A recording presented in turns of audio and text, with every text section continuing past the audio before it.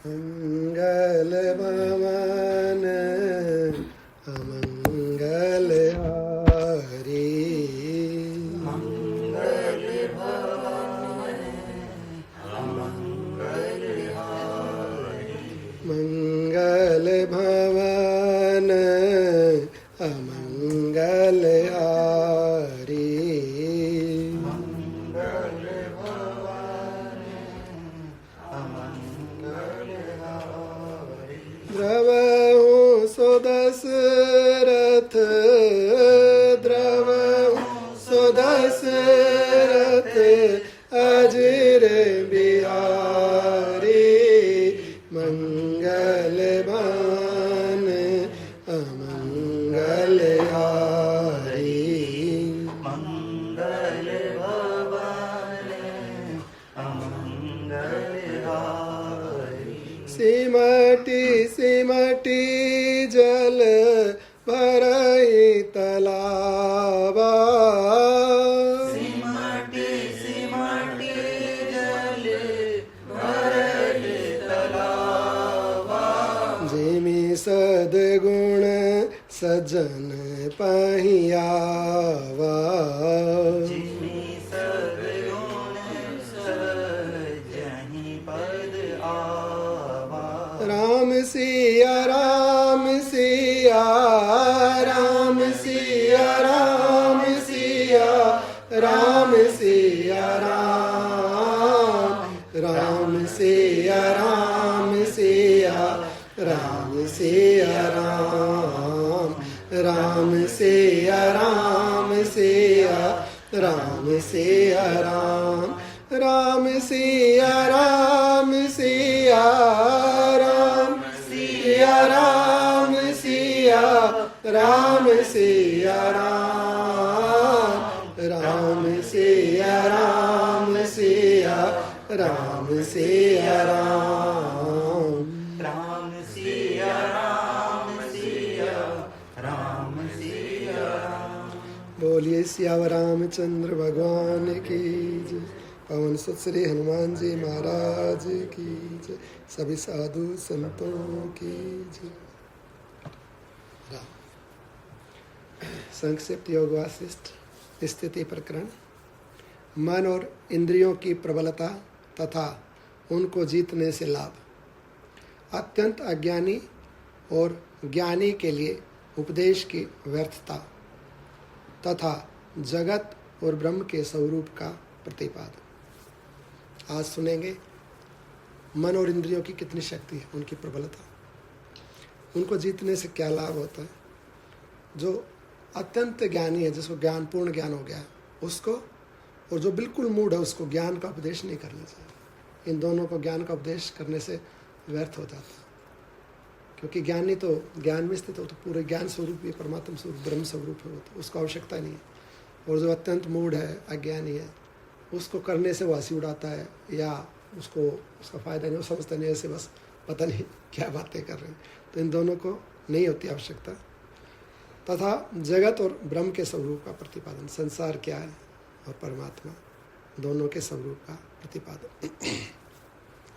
श्री वशिष्ठ जी कहते हैं, रघुनंदन, मन सहित इंद्रिय रूपी 6 शत्रु बड़े दुर्जय हैं। वे तपन, अभिचि, महारोरव, रोरव, संगात, कालसूत्र, इन 6 बड़े बड़े नरक के इन 6 बड़े बड़े साम्राज्यों पर प्रतिष्ठित है। 6 प्रकार के नरक हैं ये यहाँ पर, जिनका नाम लिया, रोरव, महारोरव, अभिचि इत्यादि।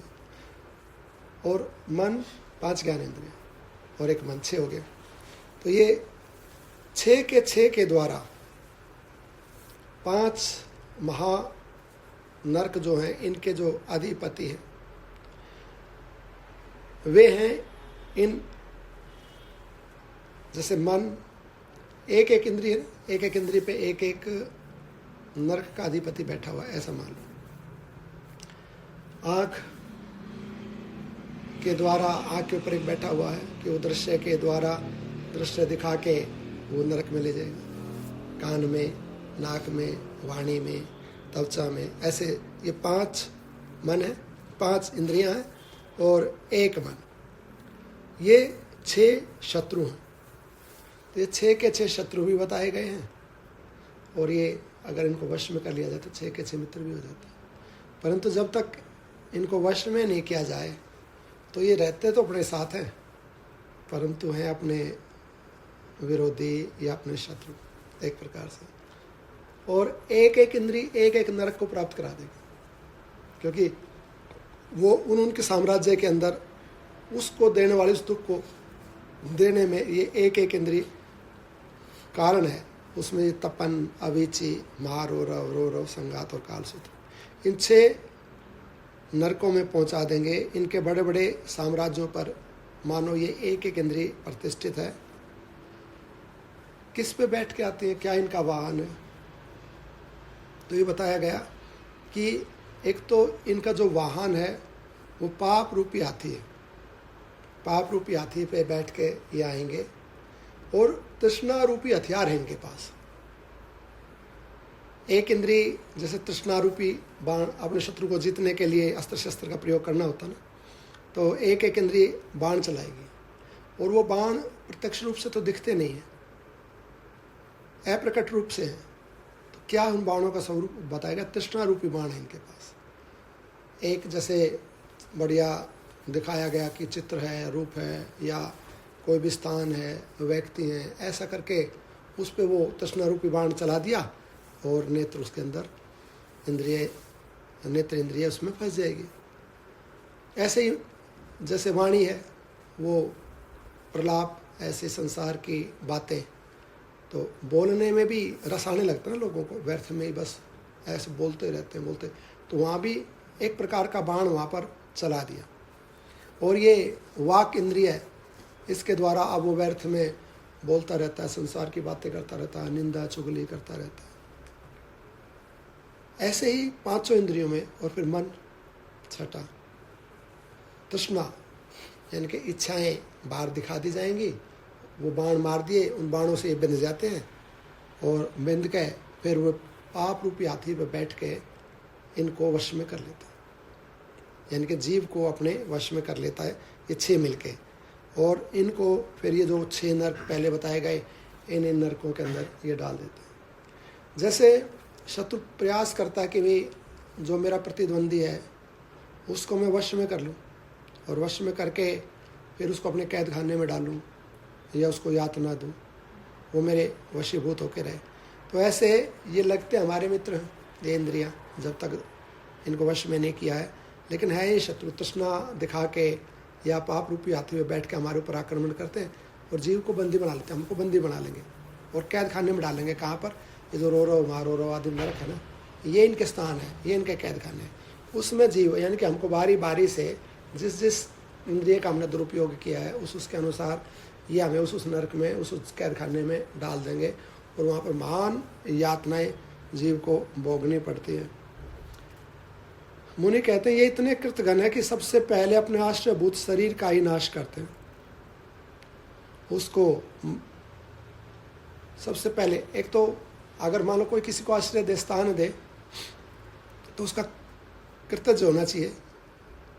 मान लो किसी ने हमारे को हेल्प किया है, कोई अच्छी चीज़ दी है, कोई सहायता, ज्ञान, कुछ भी, तो उसका आभार व्यक्त करना चाहिए, उसका कृतज्ञ होना चाहिए, क्योंकि उसने हमें आश्रय दिया, स्थान दिया है, ज्ञान दिया है, कोई वस्तु दी है, उसने दिया है ना उसने हमें, तो हमें उसका आभार व्यक्त करना चाहिए।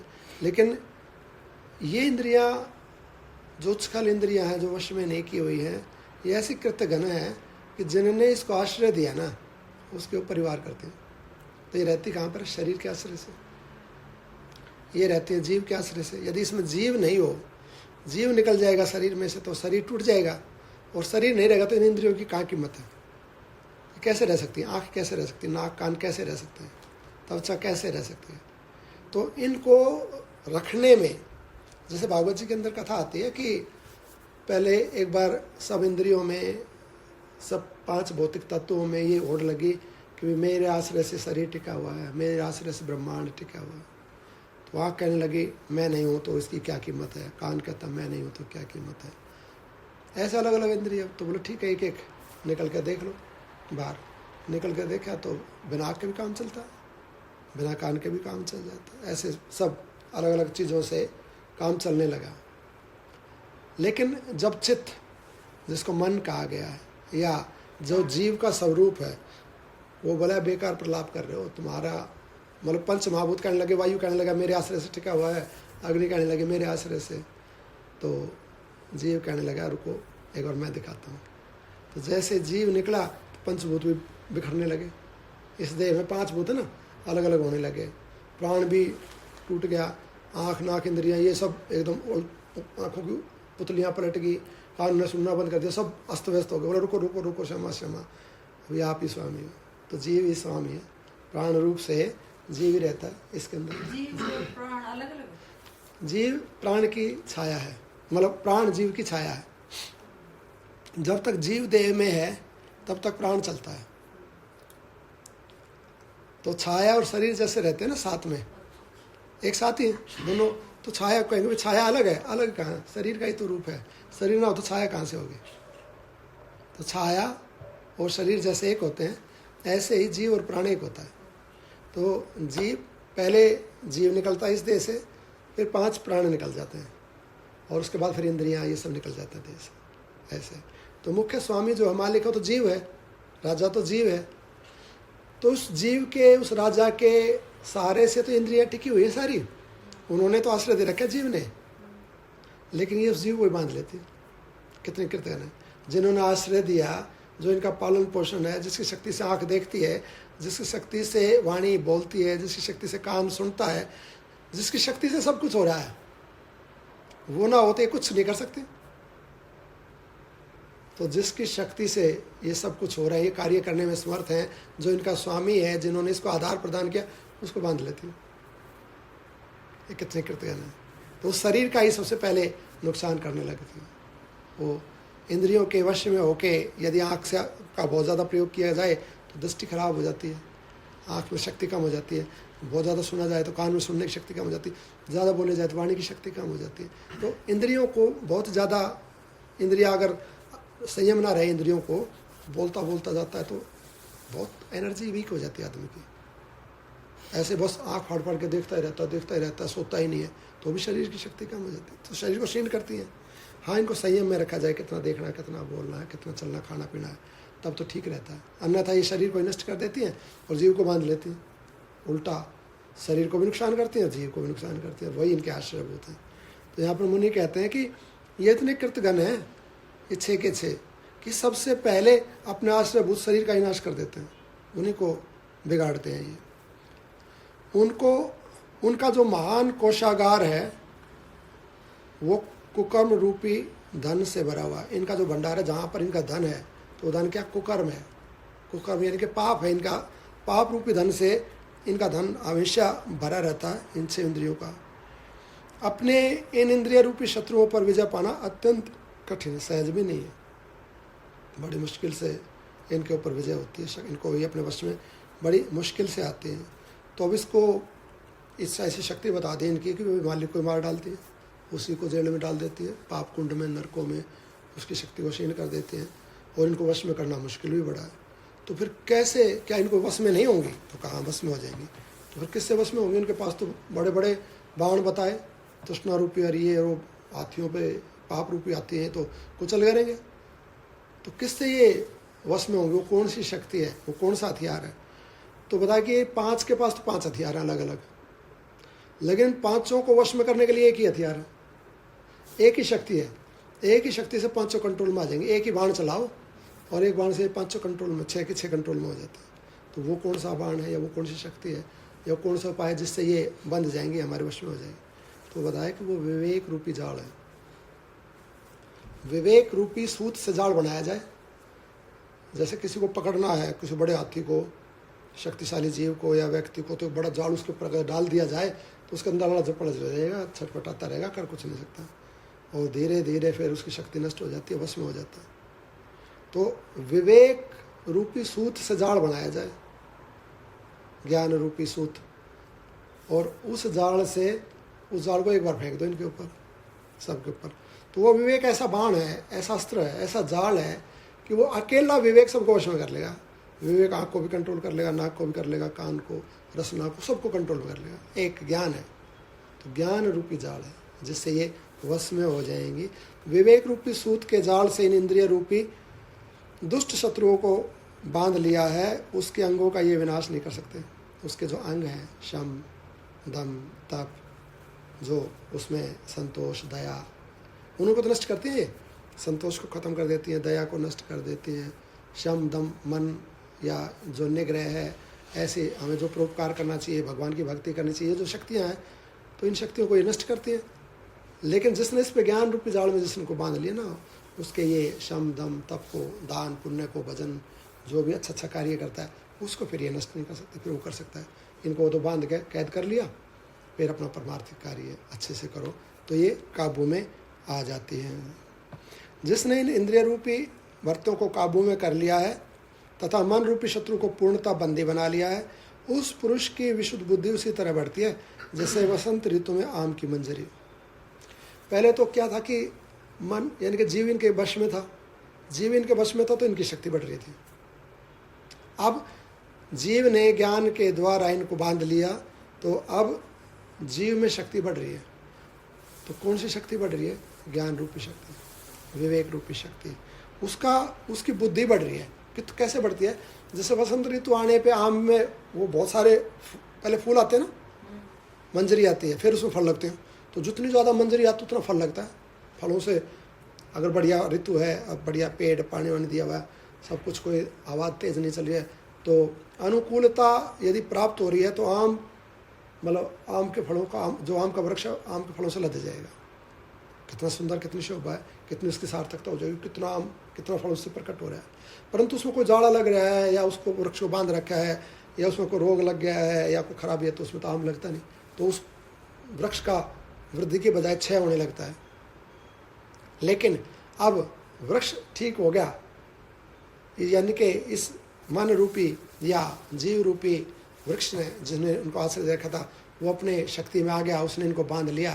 तो अब जैसे फलों से लद गया, कितनी ज़्यादा इसकी शोभा हो जाती है, कितने लाभदायी हो जाता है अपने लिए भी और समाज के लिए भी। उसकी इंद्रियां बढ़ने लगती, उसकी बुद्धि बढ़ने लगती है। बुद्धि यानी कि उसका ज्ञान बढ़ने लगता है। जिसका चित्त रूपी गर्व नष्ट हो गया है और इंद्रिय रूपी शत्रु जिसकी कैद में आ गए हैं, उस पुरुष की भोग वासनाएं उसी तरह क्षीण होती जाती हैं जैसे हेमंत ऋतु में कमल विनिष्ट हो जाते हैं। और क्या क्या होगा? एक तो उसकी बुद्धि बढ़ेगी, उसका ज्ञान बढ़ेगा। तो ज्ञान बढ़ेगा तो क्या होगा? ज्ञान बढ़ने से जो विषयों के प्रति हमारी वासनाएं हैं कि ये खा लें, वहाँ घूम लें, ऐसा कर लें, वैसा कर लें, वो पा लें, वो छोड़ दें, ये वासनाएं क्षीण होने लगेंगी। पहले तो क्या होता कि पहले तो इंद्रियों को वश में करना, इंद्रियों को वश में किससे होंगी कि इनको बांधना है मतलब उन विषयों की तरफ नहीं जाने देना है, रोकना नहीं, इनको पकड़ना है, कैद करना है। तो उन विषयों से इनको हटाना है। फिर धीरे धीरे जब ये कैद में हो जाएंगी तो स्थिर हो जाएंगी। जैसे अभी जब ये घोषणा हुई कि आपको 20 दिन 25 दिन घरों में रहना है, तो शुरू में तो लोगों की बड़ी छटपटाहट रही, बड़ी पीड़ा हुई। और आज मैं एक बात कर रहा था तो उनसे पूछा भी अब कैसा लग रहा है? अब तो कई दिन बीत गए। तो बोले जी अब तो ऐसा मज़ा आ गया, अगर ये 15 दिन और बढ़ा दिया ना, तो जैसे अब घर में रोकने के लिए वायरस छोड़ा था ना, फिर घर से निकालने के लिए वायरस छोड़ना पड़ेगा। ऐसा आनंद आने लग गया। अब तो ना बाहर जाना, सब कुछ शांत लगता है। पहले तो ऐसे दिखता था जैसे हम घर से नहीं जाएंगे, काम नहीं करेंगे तो संसार नष्ट हो जाएगा, हमारा तो घर बार डूब जाएगा, हम कैसे परिवार पलेगा, ये और वो, जैसे सब कुछ हमारे भरोसे चल रहा है। और अब तो दिख रहा है भी सब कुछ बढ़िया चल रहा है, सिस्टमेटिक है, कोई इतनी आवश्यकता नहीं थी। जितनी भागदौड़ हमने मचा रखी थी या जैसा हम सोच रहे थे वो सोचना उचित नहीं था। अब सब घरों में भी बैठे हैं, बढ़िया खाना पीना, परिवार के साथ शांति, भजन, सब कुछ अपने को भी समय दे रहे हैं, परिवार को भी दे रहे हैं, और कोई मन में उद्वेग पीड़ा कुछ भी नहीं है। और ऐसा लगता है जैसे पूर्णता है, कहीं कोई कमी नहीं है, कुछ कमी आएगी भी नहीं। और घर में रहना अच्छा लगने लग गया। तो घर से निकालने के लिए फिर हो सकता है कोई वायरस छोड़ना पड़ेगा, घर से निकलो, नहीं तो लोग घर से नहीं निकलना चाहेंगे। तो पहले क्या करना पड़ता है? इंद्रियों को बांधना पड़ता है। तो इंद्रियां छटपटाती हैं क्योंकि उनको तो उन विषय का रस आर्क है ना, तो उनको उस रस से हटाओ। ये उल्टा सीधा खाती है तो रोकना पड़ेगा, नहीं खा सकता भैया। कुछ अलाप प्रलाप बकता है वाणी तो रोकनी पड़ेगी, नहीं। आँख को अपने अपने विषयों से एक इंद्रियों को पहले तो रोको, उनको बंदी बनाओ, बंदी बढ़ाने से पहले प्रलाप करेंगे, छटपटाएंगे, उसके बाद धीरे धीरे शांत हो जाएंगे। और जब उनको शांति रूपी रस का आनंद आ जाएगा, उस रस को जब ये चख लेंगे, तब कहें हम तो व्यर्थ ही भाग रहे थे, हम तो व्यर्थ ही छटपटा रही थी, हम तो वहाँ तो जिसको सुख मान रहे थे तो सुख है ही नहीं संसार में। अब सुख है, अब आनंद होया, अब शीतलता आई है, अब संतोष हो गया। फिर उनको आदत पड़ जाएगी, आदत पड़ जाएंगी तो जिन भोग वासनाओं के पीछे पहले ये इंद्रियां दौड़ती थी, अब स्वयं ही उनके अंदर ये भोग वासनाएं क्षीण होने लगेगी। अब उनको आप बढ़िया को खराब भोजन ला के दे दो या कुछ खराब पीने की चीज़ उनके सामने कर दो, कहेगा नहीं पीने हटा इसको, नहीं खाना हटा इसको। कोई संसार की ज़्यादा बात करा, भैया यार क्यों, वो भगवान की बात कर लिया, वो अपने आप ही उसका रस उससे हट जाएगा वहाँ से। तो पहले वश में करनी है, उसके बाद में जब ये शांति रूपी रस चख लेंगे, आनंद रूपी रस चख लेंगे, तो इनमें से वासनाएं निकल जाएंगी, इनमें से रोग निकल जाएगा। और जब रोग निकल जाएगा ना, फिर भले इनके आगे पदार्थ रख दो, फिर कहेंगे नहीं नहीं हटा इसको, दूर कर, ये तो खराब वस्तु है। तो ये वश में हो जाती है, इनकी वासनाएं क्षीण हो जाती हैं, और ये ऐसे ही धीरे धीरे इनकी कामनाएं नष्ट हो जाती हैं। जैसे बहुत ज़्यादा बर्फबारी हो जाए ना, तो उस बर्फबारी के अंदर, उस ठंड के अंदर कमल नष्ट हो जाता है। बहुत ठंड पड़ जाए या बर्फ़ गिर जाए तो कमल नष्ट हो जाता है ना, ऐसे धीरे धीरे इनकी कामनाएं नष्ट हो जाएंगी, फिर ये अपने स्वरूप के अंदर स्थित हो जाएंगी। लेकिन इसका प्रयोग ये तभी होगा जब पहले इनको अपने वश में करना पड़ेगा, बांधना पड़ेगा, विवेक रूपी जाल से इनको कैद करना पड़ेगा, रोकना पड़ेगा, फिर ये स्वतः रुक जाएंगे, फिर ये कहीं भी नहीं जाएंगे। जब तक एक परमात्म रूपी दृढ़ अभ्यास द्वारा मन पर विजय नहीं कर ली जाती, तभी तक मध्यरात्रि में नाचने वाले वेतालों की तरह हृदय में वासनाएं उछल उछल कूद मचाए रहती हैं। अब ये बताया कि विवेक, विवेक से बंधती है ना, तो विवेक किससे होगा? वो जो विवेक रूपी ज्ञान रूपी जो जाल बनाना है, उस जाल से तो ये पकड़ में आ जाएंगी, बंध जाएंगी, या शांति भी हो जाएगी। परंतु वो विवेक का साधन क्या है? विवेक किससे होगा? तो वहाँ पर बताया कि परमात्म तत्वों के दृढ़ अभ्यास, परमात्मा का अर्थात सत्संग करना पड़ेगा, सत्य का संग करना पड़ेगा, शास्त्र सुनना पड़ेगा, सत्पुरुषों के साथ बैठना पड़ेगा, भगवान के स्वरूप का भजन कीर्तन चिंतन करना पड़ेगा, सत्संग करना पड़ेगा, परमात्मा का दृढ़ अभ्यास करना पड़ेगा। तो परमात्मा के अभ्यास करने से, उस स्वरूप में रहने से, उस सत्संग से विवेक पैदा होगा, और विवेक रूपी रस्सी से बांध लो इनको आगे कैद में, और ये एक बार कैद में आ गई तो फिर ये शांत हो जाए। एक बार तो मचाएंगे उछल कूद, उसके बाद में शांत हो जाएंगी। जब ये शांत हो जाएंगी, ये वश में आ गई मन बुद्धि इंद्रिया, तो अब ये है तो इनका अस्तित्व तो अभी भी है ना। अगर अस्तित्व है तो अब इनका विवेक होने से जब ये कंट्रोल हो गई हैं, तो क्या अब हमेशा इनको बांध के रखना पड़ेगा, या ये हमेशा हमारे लिए हानिकारक रहेंगी? तो आगे कहते नहीं, हानिकारक नहीं रहेंगी। यही इंद्रिया, यही मन लाभदायक हो जाएगा। अगर एक बार इनका ट्रीटमेंट, जैसे रोग निकल गया, तो जैसे पागल व्यक्ति उसका पागलपन निकल गया, तो वही परिवार के लिए कल्याणकारक हो जाता है, वही परिवार के लिए सुखदायक हो जाता है, उनके लिए कार्य करता है, लाभदायक हो जाता है। और यदि वो पागल रहे तो वही घातक होता है परिवार के लिए, वही मार, पता नहीं किसको मार दे परिवार के व्यक्ति को। और यदि उसका पागलपन दूर हो गया तो परिवार के लिए खूब कार्य करता है, तो वही लाभकारी हो गया परिवार के लिए। तो अब ये जो इंद्रियां हैं, मन सहित 6 इंद्रियां हैं, इनका रोग निकल गया, इनमें जो तृष्णा रूपी रोग था वो रोग इनका निकल गया। ये है तो, लेकिन अब निकल गया तो अभी क्या, इनका क्या कार्य करेंगे अभी? तो उसके लिए आगे यहाँ पर बता रहे हैं, मुनि कह रहे हैं कि मैं ऐसा समझता हूँ कि विवेकी पुरुष का यही मन, जो पहले बार दौड़ता था, विवेकी पुरुष का यही मन अभिष्ट कार्य करने से वृत्त है, मंत्रणा द्वारा उत्तम कार्य करने से मंत्री, और सब ओर से इंद्रियों पर आक्रमण करने से सामंत बन जाता है। मन रूपी मंत्री शास्त्रविद शुभ कर्म में प्रवृत्त हुआ पुरुष को उस निष्काम कर्म के लिए सलाह देता है, जो जन्म मृत्यु रूपी वृक्षों को काटने के लिए कुठार के समान कुल्हाड़ी है। अब ये जो वश में हो गया, अब ये क्या करेगा? उन्हें कह रहे, मैं ऐसा समझता हूँ कि मंत्रणा करने से तो मंत्री अब बढ़िया मंत्रणा करेगा, यही देगा अच्छी सलाह, यही मन यही नहीं जाने देगा बुरे कर्म में, संसार में, विश्व में, यही रोक लेगा। तो बढ़ते भरण पोषण करने से बढ़ता, यही भरण पोषण करेगा, यानी कि इस शरीर का पालन पोषण सब प्रकार से, तो यही बढ़ता हो जाएगा। यही कमा के खिलाएगा, पहले ये समझ लो। ये मन ही कमाई करेगा नाम की जब कमाई करेगा तो हो गया ना बढ़ता। जो कमाई करता है तो उसको तो मिलता है धन, तो ये यही अब कमाने लग जाएगा। तो कमा के जब धन देगा तो यही बढ़ता है, यही पालन करने वाला हो जाएगा। और अगर कभी कुछ और हो भी गया, इधर उधर दिख भी गया, खराब हो गया मनवन, तो तुरंत मंत्रणा देगा, ज्ञान देगा। नहीं, ऐसा नहीं। देखो पहले कितना परेशान हो गए, या ऐसा करने से वो नरक में चला गया, यही सलाह दे देगा। बढ़िया, उस व्यक्ति ने वो किया था, वो नरक हो गया, उसने अच्छा किया था, उसको ये मिला, उसको भगवान मिला, उसको ये मिला, ऐसा ये मंत्रणा देगा, ये मंत्री हो जाएगा हमारा। जैसे राजा अगर कुछ गड़बड़ी करने लगे तो मंत्री रोकते नहीं, महाराज ऐसा मत करो, तो गड़बड़ हो जाएगा ऐसा करने से, तो मन ही रोक देगा हमारा। अंदर से आवाज़ आएगी, नहीं ऐसा मत करो, तो रुक जाएगा। मंत्रणा देने से यही मंत्री हो जाएगा, भरते होने से ये भरता हो जाएगा, मंत्रणा देने से मंत्री हो जाएगा। और सब इंद्रियों को वश में रखने से सामंत हो जाएगा। अब कोई भी इंद्रिया, आँख नाक कान कहीं जाते तो मन पुराना रहे, रुक। तो मन, जब मन में विवेक जाग जाता है तो मन ही बुद्धि हो जाता है, मन ही ज्ञान हो जाता है। तो ये ज्ञान विवेक रूपी मन अब इंद्रियों पे भी नज़र रखेगा। कुछ गलत खा रहा है, सुन रहा है, देख रहा है, तो तुरंत विवेक बुद्धि ये मन रोक लेगा, अरे रुक, ठहर, वापस आ, ये काम कर, ऐसे कर, ठीक। तो इन इंद्रियों को यही वश में करने लगा, यही इनका मंत्री होने से यही सामंत हो जाएगा।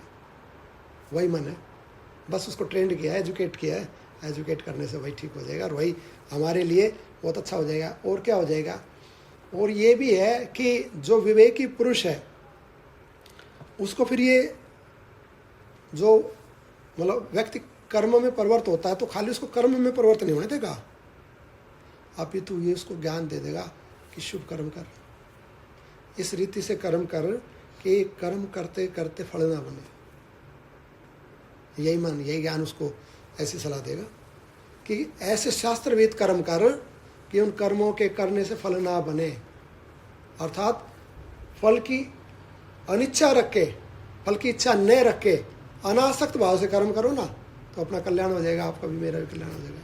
तो वही मन अब जो फल के लिए कार्य करता था, भोगों में घूमता था, अब वो अपने जीव को, अपने स्वामी को सलाह देता है कि अपने को जब कर्म करना है तो फल की इच्छा मत रखो, फल की इच्छा से बंधेंगे, मैं भी परेशान होता हूँ, आप भी परेशान होते हो। तो अनासक्त होकर, एक तो आसक्ति नहीं, राग द्वेष नहीं रखना, अच्छा बुरा नहीं सोचना, और एक फल की भी कामना नहीं, बस कर्म करते जाओ, जो प्रारब्ध में वो भोगते जाओ।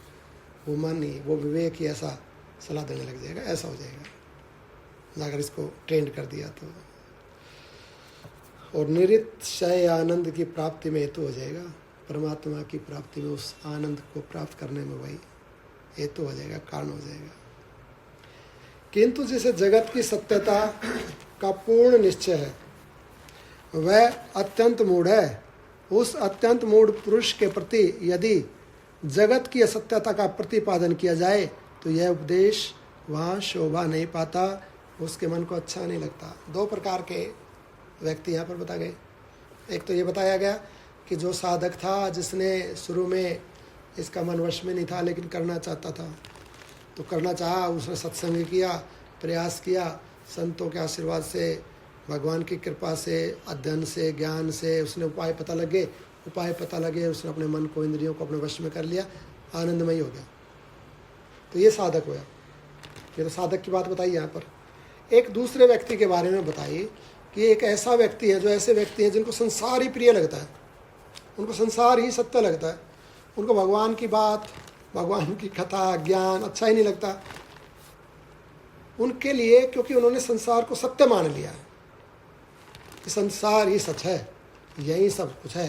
कहते ना स्वर्ग नरक यही है, यही खा पी लो, मौज करो, आगे किसने देखे, ऐसा जो कहते हैं, तो वे मूढ़ मनुष्य हैं, वे संसार को सच माने हुए हैं।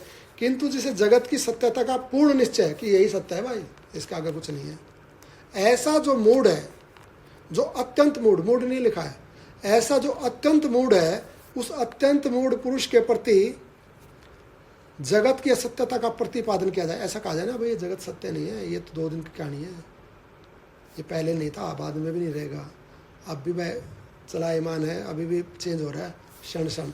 उसको अगर ऐसा उपदेश किया जाए तो उसको अच्छा ही नहीं लगता, उसके मन को बिल्कुल अच्छा नहीं लगेगा, और उसको ऐसा उपदेश देना भी नहीं चाहिए, वहाँ शोभा नहीं है उसकी, क्योंकि वो उसका आदर नहीं करेगा उस ज्ञान का। परमात्म तत्व के विचार का अभ्यास किए बिना जगत की सत्यता के अनुभव का अपलाप निराकरण नहीं हो सकता। क्यों नहीं लगता उसको? क्योंकि उसने भगवान का भजन या परमात्मा को प्राप्त करने के जो तरीके हैं, वो जो परमार्थ तत्व है, उसका उसने अभ्यास ही नहीं किया कभी, या कोशिश ही नहीं की। वो उस मार्ग पर चला नहीं तो उसको भजन अच्छा नहीं, उसको बांध के बैठाओ ना, वो बैठेगा नहीं भजन में। जैसे हम कल बात कर रहे थे, कल चर्चा हो रही थी ना, कि अगर एक सांसारिक व्यक्ति को ऐसा विकल्प दे दिया जाए, भाई तू या तो सत्संग में बैठ जा या धूप में खड़ा हो जा, तो कहेगा धूप में खड़ा हो जाऊँगा, सत्संग में ना बैठो। ये तो बड़ा मुश्किल काम है। क्यों नहीं बैठता वो? क्योंकि उसने कभी भी परमात्मा का या अपने आप को महत्व नहीं दिया, सत्संग नहीं किया है, तो उसको संसार प्रिय लगता है, संसार सत्य है उसकी दृष्टि के अंदर। और जिसको ऐसा ये संसार सत्य लगता है, जिसकी ऐसी दृष्टि हो गई है, ऐसी बुद्धि हो गई है, जो ऐसा अत्यंत मूढ़ है, उसको ये प्रिय नहीं लगता। वहाँ ये ज्ञान, वहाँ पर ये उपदेश भी शोभा नहीं देता, और उसको कोई लाभ नहीं होता इससे, क्योंकि वो तो बस ऐसे ही ज़बरदस्ती बिना मन के वहाँ पर बैठा हुआ। यानी कि क्यों अच्छा नहीं लगता है? क्योंकि उसने कभी भी सत्य का प्रतिपादन नहीं किया है, अनुभव नहीं किया है, साथ नहीं रहा, उसके लिए प्रयास नहीं किया उसने कभी भी अज्ञान से निकलने के लिए, क्योंकि उसने संसार को ही सत्य मान लिया है। इस संसार में किसी का भी जो निश्चय अंतःकरण में जड़ जमा कर सुदृढ़ हो गया है, वह शास्त्रोक्त परमार्थ तत्व का अभ्यास किए बिना कदापि नष्ट नहीं हो सकता। उसके मन में जो ये सत्यता बैठ गई है ना संसार की, ये या कोई भी किसी भी व्यक्ति के मन में जो भाव बैठ गया है, वो उसको सत्य लगता है, वो सही लगता है, दूसरा कुछ भी बोलता रहो। अब जिस व्यक्ति को ये लग रहा है कि संसार सत्य है और ये भगवान और ये दूसरे लोग और ये सब फालतू की बातें हैं, तो उसको जब तक वो नहीं चाहेगा, जब तक अपनी तरफ से प्रयास नहीं करेगा, तब तक उसका ये अज्ञान टूटेगा नहीं, क्योंकि उसने अपने से इसको सत्य माना है। उसने ऐसी भावना कर ली है कि ये सत्य है, और जैसी जैसी व्यक्ति भावना करता वैसा वैसा अभ्यास दृढ़ होता। हमने भावना की कि भगवान है तो भगवान है, ऐसे उसने भावना कर ली है कि संसार ही है, भगवान नहीं। ऐसे बड़े नास्तिक लोग भी होते ना, तो उनकी उस भावना के अनुसार ऐसा हो जाता है। और वो भावना टूट कैसे सकती है? उसके टूटने का उपाय है कि सत्संग करना पड़ेगा, पारमार्थिक कार्य करना पड़ेगा, विवेक को महत्व देना पड़ेगा। तब जब वो सुने, पहली कंडीशन है सुने, सुनकर उस पर विश्वास करे और फिर उसका चिंतन करे धीरे धीरे धीरे धीरे, तो उसको पता लगने लगेगा कि तूने जो मान्यता बना के रखी हुई थी वो मान्यता गलत थी। जैसे पागल व्यक्ति अपनी एक मान्यता बना के रखता है, और जो समझदार व्यक्ति हैं वो कहते भैया तेरी मान्यता ठीक नहीं है, लेकिन वो बिल्कुल भी नहीं बदलता। जब वो इस बात के लिए एग्री हो जाए कि मेरी जो मान्यता है या जो मैं सोचता हूँ वो ठीक नहीं है, वस्तु तो मैं पागल हूँ, ये संसार ठीक है, तो फिर उसमें ज्ञान का प्रवेश होने लगता है। लेकिन अगर वो इस बात को एक्सेप्ट ही नहीं करे कि मैं पागल हूँ और अपने आप को ठीक ही मानता रहे, तो मान लो उसने एक कवच बना रखा है, तो ज्ञान को अंदर प्रवेश ही नहीं करने देता। और जब तक ज्ञान प्रवेश नहीं करने देगा तब तक वो पागल रहेगा, और वो दुनिया को पागल समझता रहेगा, है खुद पागल। ऐसा ही जो सांसारिक व्यक्ति है वो ये सोचता रहता है ये जो भगवान का भजन वजन करने वाले पागल से लोग हैं, इनको कुछ ज्ञान व्यान है नहीं, अपने आप को ज्ञानी माने रहता, जबकि है खुद वो पागल। बहुत बार कथाओं में भी ऐसे लोग बैठे रहते हैं। जैसे मैं कई बार जैसे कथा सुनता हूँ ना, बहुत सारे आप लोग भी सुनते हैं कि कथा में उस पंडाल में बैठे बैठे भी व्यास को पता नहीं क्या क्या कहते रहते हैं। वो आप तो वहाँ उनकी बीवी पकड़ के ले आई, वहाँ ज़बरदस्ती वहाँ बैठे रहो, पता नहीं क्या क्या कह रहे हैं। वो ज्ञान को घुसने नहीं देता अपने अंदर, बिल्कुल ऐसा कच्छ बना लेता है। बैठा है बस 2 घंटे, उसको वो टाइम पास करना, बीवी को लेके जाना घर में, इसलिए वहाँ पर बस मजबूरी से बैठे हैं। लेकिन बैठा बैठा भी उल्टे घड़े के जैसा है, जैसे कितनी भी बारिश हो एक बूंद पानी अंदर नहीं जाने देता, ऐसा रहता, अपने ऐसे अपने ज्ञान को ऐसा बना लेता कि मैं ही ज्ञानी, मैं ही बुद्धिमान। और ये पता नहीं ऐसे ये सारे लोग, हजारों लोग खड़े बैठे हैं, ये सब बावड़े हैं, ऐसा सोच लेता है। जब तक इसको नहीं तोड़ेगा, इस भ्रम को नहीं तोड़ेगा, इस कवच को नहीं तोड़ेगा, तब तक ज्ञान रूपी जल तो जाएगा नहीं अंदर। और ज्ञान रूपी जल जब तक अंदर जाएगा नहीं, तब तक संसार की असत्यता भी नहीं लगेगी, संसार सत्य लगता रहेगा। क्योंकि उसने मान्यता खुद बनाई है, तो तोड़नी भी खुद पड़ेगी। उसकी मान्यता को दूसरा नहीं तोड़ सकता कोई, तो उसको खुद पहल करनी पड़ेगी, उसको खुद मानना पड़ेगा, अभी मैं गलत हूँ, मुझे कोई ज्ञान नहीं है। तो फिर ज्ञानी फिर शिष्य बनता, फिर बैठता है, और फिर नीचे बैठता है और ज्ञानी को ऊपर बैठाता है, और फिर हाथ जोड़ के सुनता है। और जब सुनता है तो अंदर ज्ञान रूपी जल आता है, तो धुलता है अंदर से, फिर शुद्धि होती है, फिर पवित्रता आती है। लेकिन सबसे पहले क्या करना पड़ेगा, जो इसने अपनी मान्यता बना रखी है ना, उस अज्ञान पूर्वक मान्यता को इसको तोड़ना पड़ेगा। उसके बिना इसके पर कोई उपदेश कार्य नहीं करेगा। वह शास्त्रोक्त परमार्थ तत्वों का अभ्यास किए बिना कदापि नष्ट नहीं होता। जब तक इस ज्ञान को नहीं सुनेगा तो ज्ञान नष्ट नहीं होगा। और ज्ञान को सुन सकता है जब वो उस कवच को तोड़ेगा, तब तो पानी अंदर आएगा, जल अंदर आएगा। जो अनाधिकारी के प्रति ऐसा उपदेश देता है कि यह जगत मिथ्या है, केवल ब्रह्म सत्य है, उस पुरुष को उन्मत्त के समान समझकर इस जगत के उन्मत्त और मूढ़ मनुष्य उसकी हंसी उड़ाते हैं। जिसने कभी भगवान का रस ही नहीं चखा, जो सत्संग में ही नहीं बैठा कभी, उसको यदि ये कहने लग जाए कि भैया ये जगत मिथ्या है, संसार मिथ्या है, परमात्म तत्व सत्य है, तो उसकी मजाक उड़ाएंगे, हंसी करेंगे। तो ये कहा गया है कि ज्ञान रूपी हीरे को वहाँ पर मत खोलो जहाँ पर अनाधिकारी लोग हों, जो हंसी उड़ाएं, जो मजाक करें, जो इसका महत्व नहीं समझते हों। हीरे का महत्व तो जोरी समझेगा ना, जोरियों के बीच में हीरा खोलो। और जिनको जो जोरी नहीं है वो पता नहीं तोड़ के उठा के भी तोड़ देंगे, कांच कहाँ से कांच उठा रहा है, सोने की कीमत सुनार समझेगा। तो जहाँ सुनार ही नहीं है, जिनको सोना देखा ही नहीं जिन्होंने, उनके बीच में बताओ सोना सोना कहते रहो, सोना वो मानेंगे ही नहीं, मजाक और उड़ाएंगे। तो ये कहा गया कि जो ऐसे सांसारिक लोग हैं उनको इस ज्ञान का ऐसे उपदेश नहीं करना चाहिए, वो मजाक उड़ाने लगते हैं। तो अब ये प्रश्न हुआ तो पहचाने कैसे कि ये ज्ञानी है या संसारी है, कि ये भगवान का भजन इसको अच्छा लगता है या नहीं लगता, हम पहचान कैसे करें। तो उसके लिए कहा कि जैसे मदिरा पिया हुआ व्यक्ति और बिना मदिरा पिया हुआ व्यक्ति एकदम से पता लग जाता है ना, जैसे धूप और छांव एकदम से पता लग जाता है, जैसे अंधकार और प्रकाश का एकदम से पता लगता है ना, ऐसे ही सांसारिक और ज्ञानी का पता लग जाता है तुरंत। क्योंकि वो भगवान की बात ना करेगा ना सुनेगा, वो कहेगा भैया अरे हो गया बहुत बहुत, बंद कर बंद कर बंद कर। अब वो तुरंत बीच में बात काट के संसार की बात चलाएगा, या उसकी बात नहीं चली वहाँ पर सत्संगी ज़्यादा तो उठ के चला जाएगा। वो पता नहीं ऐसे बकते रहते हैं, वो या तो सुनने नहीं देगा या तो अपनी बोलेगा, उसकी नहीं चली तो चला जाएगा, क्योंकि उसको प्रिय नहीं लगता वो भाषण, वो भगवान का सत्संग, ये कथा वार्ता प्रिय नहीं लगती। तो ऐसे ही उसके वाणी से पहचान लिया जाएगा कि ये सत्संगी है कि नहीं है, उसके खान पीन से पहचान लिया जाएगा, उसके आचरण से, बहुत सारी चीज़ें हैं, तुरंत पता लगेगा। और जो ऐसा है ना कि जिसको बिल्कुल भगवान की बात प्रिय नहीं लगती, खराब लगती हैं, उल्टा कष्टदायी लगती हैं, उनके सामने इस ज्ञान का उपदेश नहीं करना चाहिए।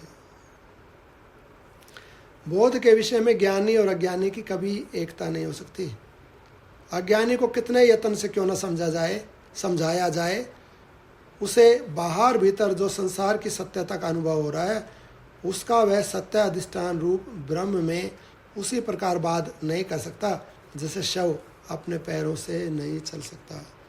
एक ज्ञानी व्यक्ति एक अज्ञानी व्यक्ति, दोनों की समानता नहीं हो सकती किसी प्रकार से, वो अलग ही वो अलग ही। और अज्ञानी व्यक्ति को परमात्मा के बारे में समझाना बड़ा मुश्किल है। उसमें ज्ञान जाना इतना मुश्किल है, जब तक वो अपनी तरफ से पहल नहीं करेगा ना, उसको कवच को नहीं तोड़ेगा, स्टार्ट नहीं करेगा सत्संग को सुनना, तब तक उसमें ज्ञान उसी तरह से प्रवेश नहीं करेगा जैसे कि एक मुर्दा अपने पैरों पे नहीं चल सकता। मुर्दे को पैर पे चलने के लिए क्या चाहिए? सत्ता चाहिए, जीव चाहिए, उसके अंदर आत्मा होनी चाहिए ना, आत्मा होगी तभी चल सकता है, नहीं तो उसको कितना भी पुकारते रहो चल नहीं सकता वो। ऐसे जिसने अपना कवच बना लिया है ना, और जो सुन जाने नहीं देगा ज्ञान को, कितना भी कह जाओ उसके साथ ज्ञान अंदर प्रवेश नहीं करेगा, परमात्मा उसको सुहाएगा ही नहीं, तो उसको किसी भी प्रकार से ज्ञान नहीं हो सकता है। इसलिए ऐसे अनधिकारी को ज्ञान का उपदेश देना अव्यर्थ है। ये संपूर्ण जगत ब्रह्म है, ऐसा उपदेश उस मनुष्य के प्रति देना उचित नहीं है जो अत्यंत अज्ञानी है, क्योंकि उस अज्ञानी ने तप और विद्या आदि के अनुभव से होने वाले संसार का अभाव होने के कारण सदा उस लोक प्रसिद्ध देह आत्म भाव का ही अनुभव किया है।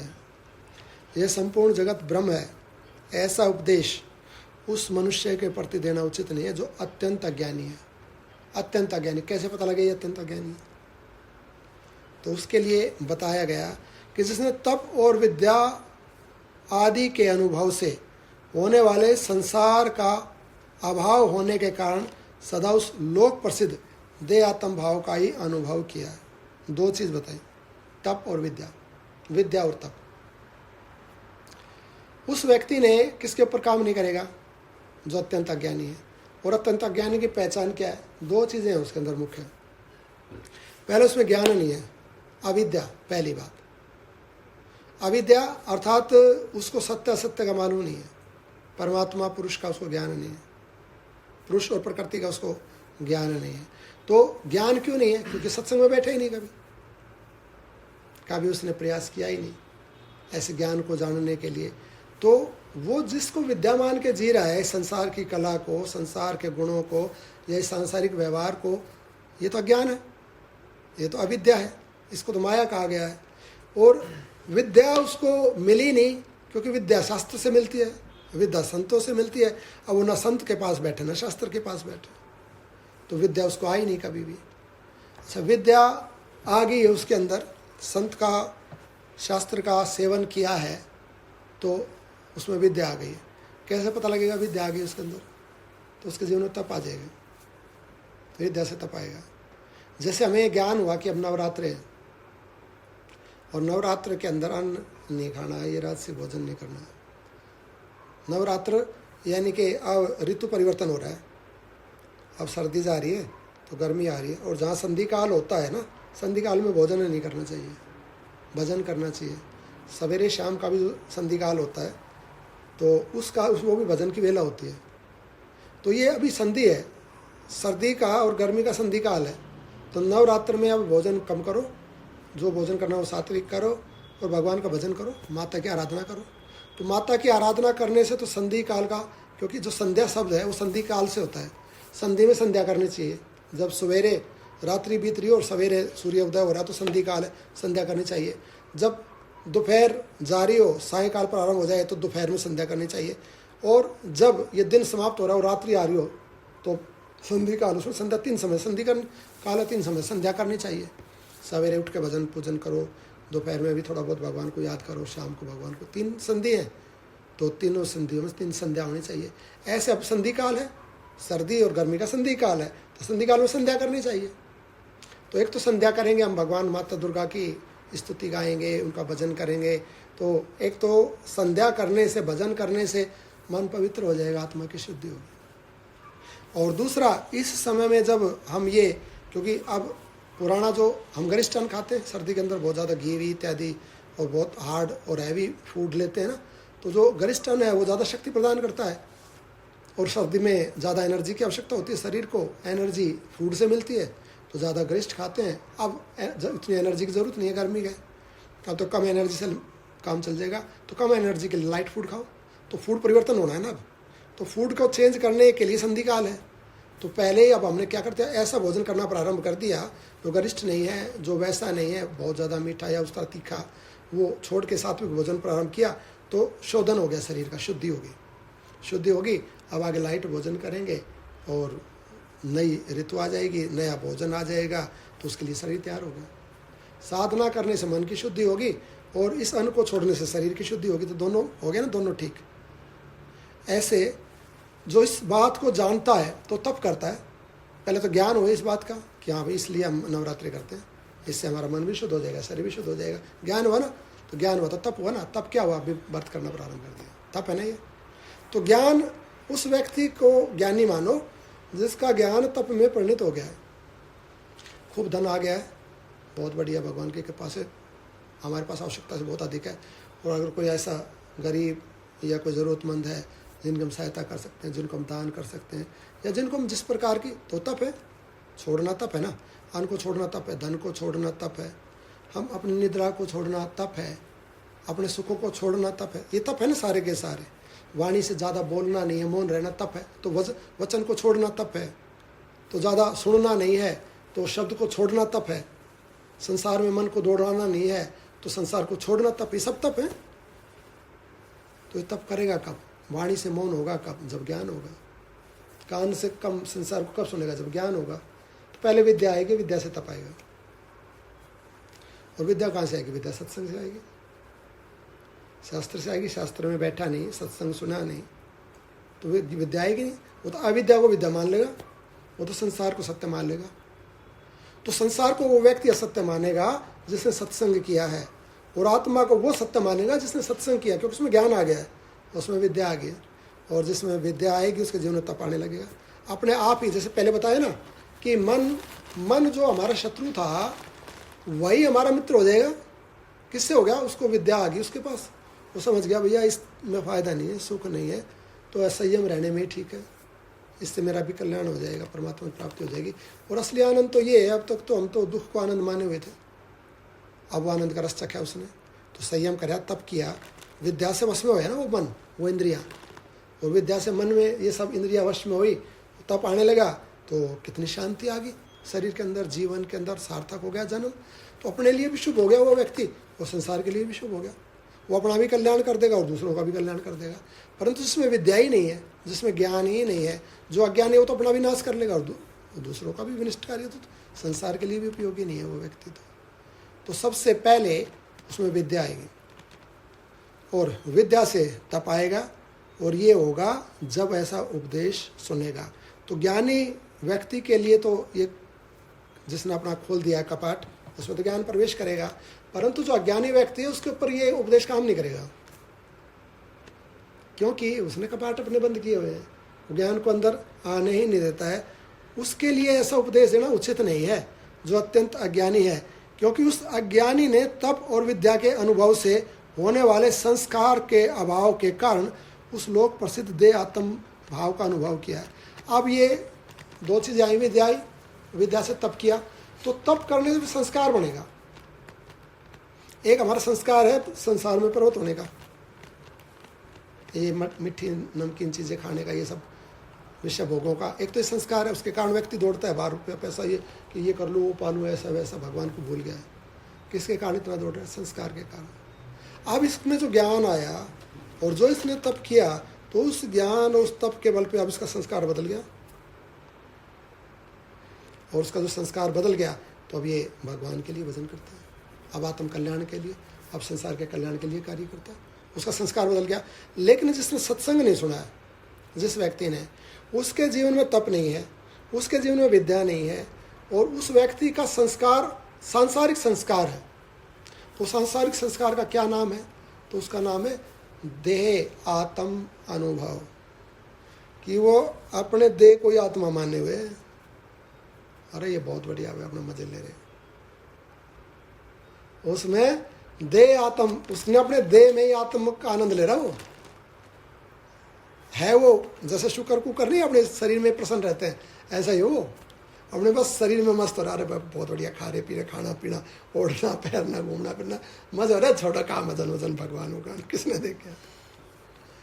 तो उसमें संस्कार नहीं है ज्ञान का उसके अंदर, और ज्ञान का संस्कार नहीं है, इसलिए वो सत्संग में नहीं बैठ सकता, और सत्संग में नहीं बैठेगा इसलिए उसमें विद्या नहीं आएगी, और विद्या नहीं आएगी इसलिए तप नहीं कर सकता। लेकिन अब इसको तोड़ना तो तरीका क्या है? सबसे पहली बात, सत्संग में बैठना पड़ेगा। जिसको उसने रोक रखा ना, वही से शुरू करना पड़ेगा, सत्संग में बैठना पड़ेगा। तो सत्संग में बैठने से ज्ञान मिलेगा। तो जिसको मैं ज्ञान माना था तो अज्ञान है, ज्ञान तो ये है। और जब ज्ञान आएगा ना, तो स्वतः मन बुद्धि इंद्रियां रुक जाएंगे, स्वतः तप होने लगेगा। संसार में दौड़ना, ये मन जो संसार में दौड़ता है, ये उच्छलता है, और संसार से रुक जाना मन का तप है, घर में तप है। संसार की बातें मुंह से बोलना, निंदा चुगली करना, ये तो अरलाप प्रलापन है, और भगवान की बात बोलना ये तप है। कान से भजन सुनता है, कथा सुनता है, आँख से कथा देखता है, भगवान का भजन पूजन और जो जो सात्विक कार्य, अच्छे कार्य अब वो करने लगे, तप होने लगे, इसका जीवन ही तप हो जाएगा। कहाँ से हुआ प्रारंभ? सत्संग से। बैठना पड़ेगा, तो बैठेगा तो क्या होगा? जब ये तप होने लगेगा फिर क्या होगा? फिर संस्कार परिवर्तित हो जाएगा। मान लो डीएनए चेंज हो गया, हमारा संस्कार परिवर्तित हो गया। अब संस्कार जब बदल गया तो अब क्या है? अब संसार में नहीं रह सकता, अब ये चुगली निंदा नहीं कर सकता, अब इसको ये बढ़िया बढ़िया व्यंजन पदार्थ अब नहीं चाहिए, अब उसको क्या यार हटा दूर भाई, नहीं चाहिए। बदल गया ना संस्कार। संस्कार के बदलने से कर्म बदल जाएगा, उसकी व्यवस्था, उसकी स्थिति, उसके मन के भाव से बदल जाएंगे। संस्कार किससे आया? तप से। तप किससे आया? विद्या से। विद्या किससे आई? सत्संग से। और जिसमें ये नहीं है वो सांसारिक है और वो सुनना चाहता ही नहीं, वो अंदर से कपाट बंद किए हुए है, सारे खिड़की दरवाजे, ज्ञान को अंदर आने ही नहीं देता है, तो उसको सामने इस ज्ञान का उपदेश नहीं करना चाहिए। श्री राम जिसको थोड़ा थोड़ा ज्ञान है, अब किसको उपदेश किसको करें? ज्ञानी को? ज्ञानी को भी नहीं कहा, वो तो ज्ञानी है पहले ही, उसको तो जरूरत नहीं है। और जिसने कपाट बंद करा के उसको भी मत करो, वो उसका कोई फायदा नहीं। तो किसको करें? तो उसके लिए कह रहे हैं मुनि, जिसको थोड़ा थोड़ा ज्ञान, जैसे दरवाजे खोल रखे, ज्ञान नहीं है पूरा, लेकिन कहता भाई मेरे को कराओ ज्ञान, मैं तो बैठा हूँ, मैं तो प्रयास कर रहा हूँ। अब आप भगवान कृपा करे, संत कृपा करे, शास्त्र कृपा करे, और ठीक है मैं मान लिया मैंने अपने आप को मैं ज्ञानी हूँ, तो मेरे किसी भी गलती से हो गया, मेरी किसी रुचि से हो गया, परंतु अब मैं समझ गया भाई ज्ञान से ही लाभ होगा, तो मेरे को दो उपदेश। तो जिसने अपने आप को ज्ञानी मान लिया और अब ज्ञान की प्राप्ति की जिज्ञासा जिसके अंदर जागी है, तो जो जिज्ञासु है उसको ज्ञान नहीं है पर जिज्ञासु है, तो उसको करो इसका उपदेश।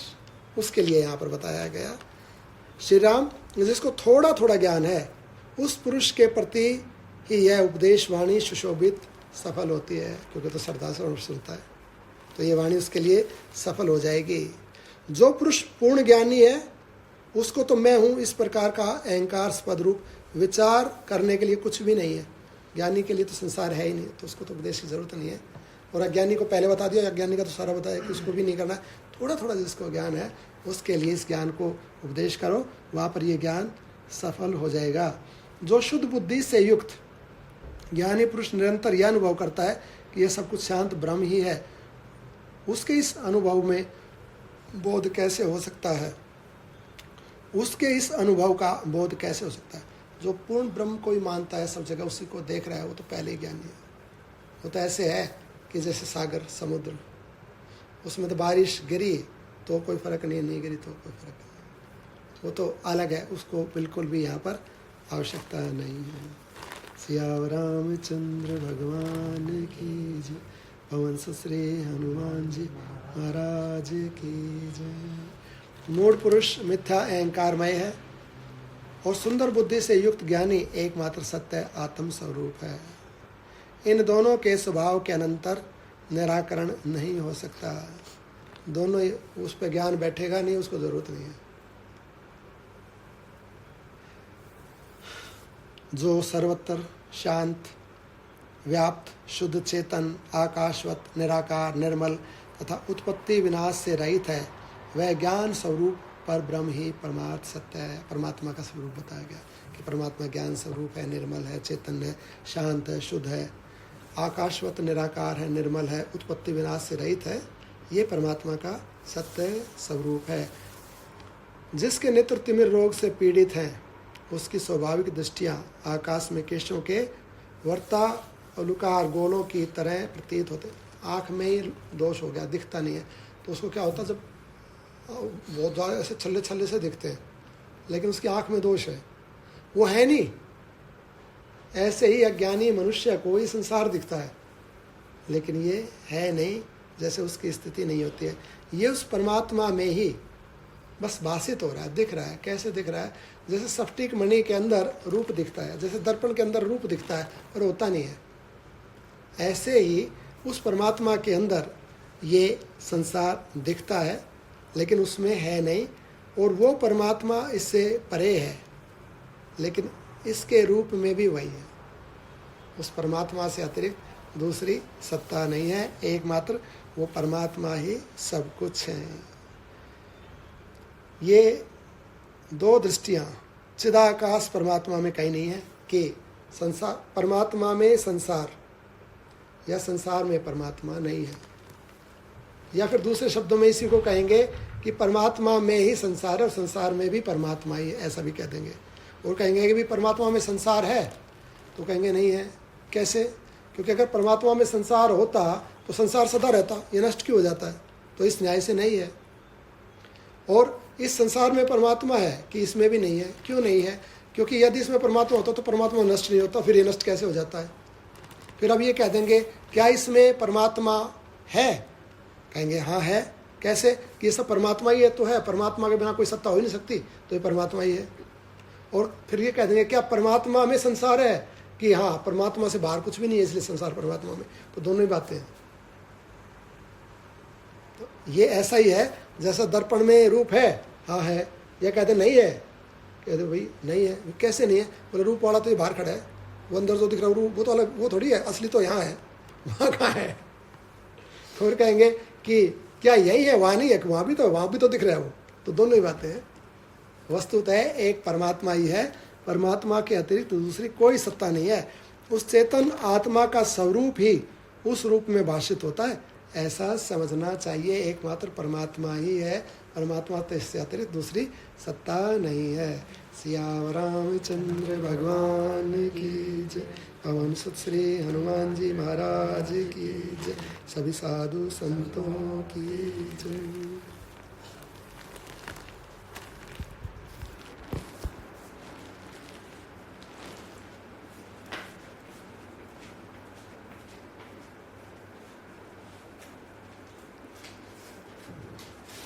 बोले वृंदावन मेरे लाल की जय, लाडली सरकार की जय। जय जय श्री राधे, जय जय श्री राधे, जय जय श्री राधे श्याम, श्री द्वारकाधीश की जय। सच्चियां जोता वाली माता तेरी सदा ही जय।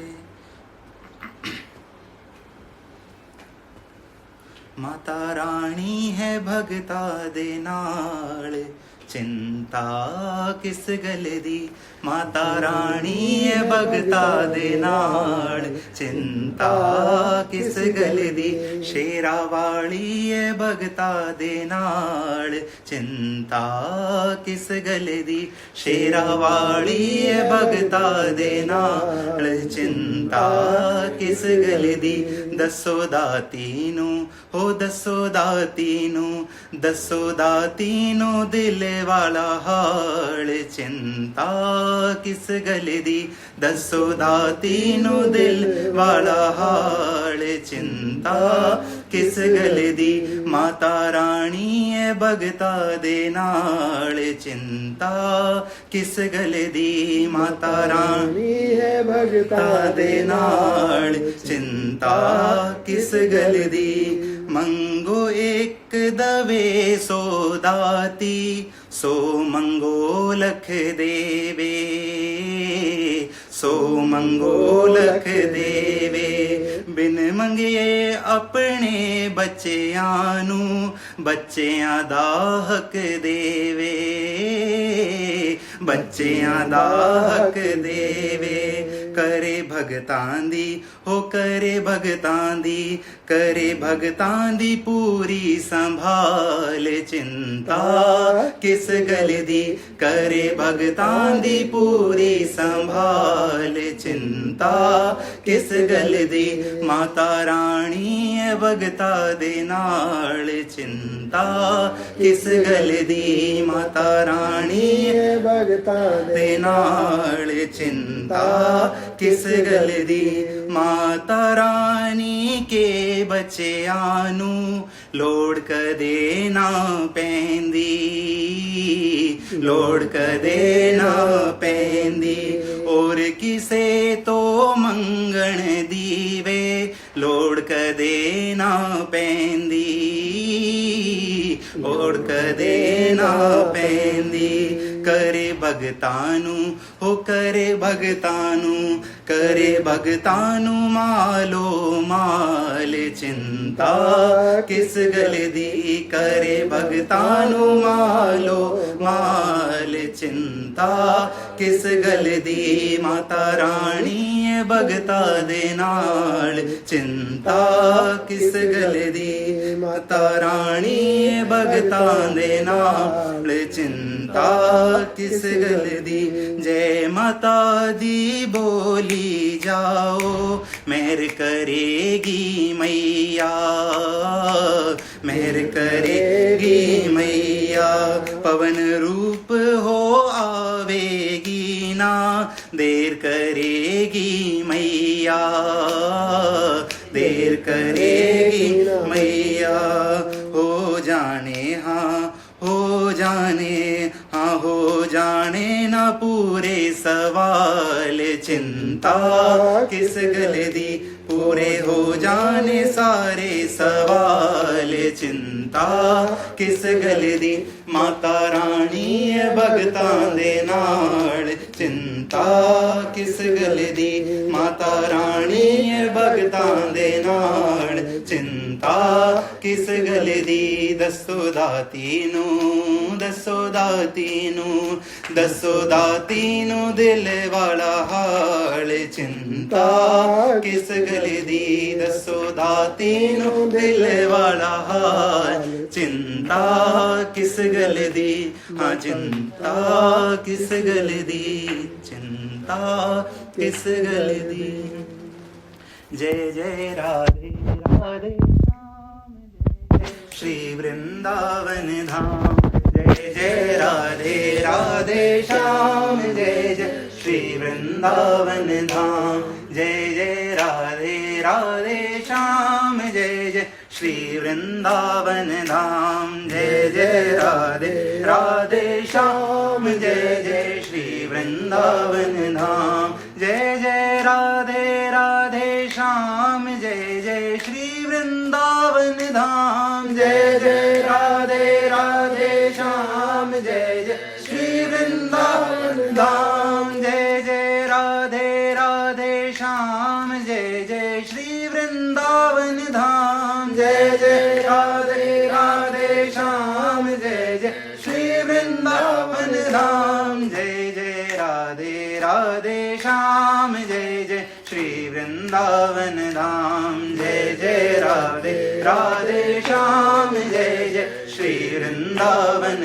धाम जय जय राधे राधे श्याम जय जय श्री वृंदावन धाम जय जय राधे राधे श्याम जय जय श्री वृंदावन धाम जय जय राधे राधे श्याम जय जय श्री वृंदावन